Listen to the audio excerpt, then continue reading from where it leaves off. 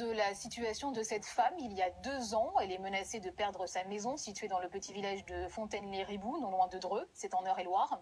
En cause, un imbroglio juridique concernant un terrain en Bretagne. Aujourd'hui, sa situation, elle n'a pas avancé d'un pouce. Elle envisage même une action contre l'État.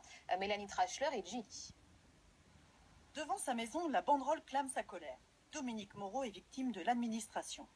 En 1997, elle achète un terrain à Crac, en Bretagne, puis le revend en 2003 à un couple qui le revend à nouveau à un énième couple. En 2006, les derniers acquéreurs voient leur permis de construire annulé en raison de la loi sur le littoral. Ils se retournent alors contre Dominique. Après 7 ans de procédure, aujourd'hui, elle leur doit toujours 130 000 €, une véritable injustice.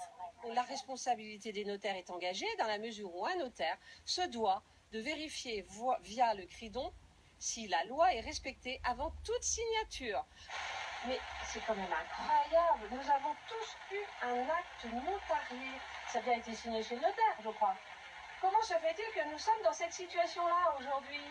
Un acte notarié authentique. Cet après-midi, une vingtaine de personnes sont venues la soutenir. Parmi elles, Gisèle Néron de l'association SOS Victimes de Notaires. À partir du moment où elle avait le droit de construire, où elle avait un permis de construire, on devait suivre les choses normalement. Mais ça, les notaires n'ont pas fait leur travail parce qu'ils connaissaient le droit littoral, ils devaient faire attention à ça. Et puis le maire aussi.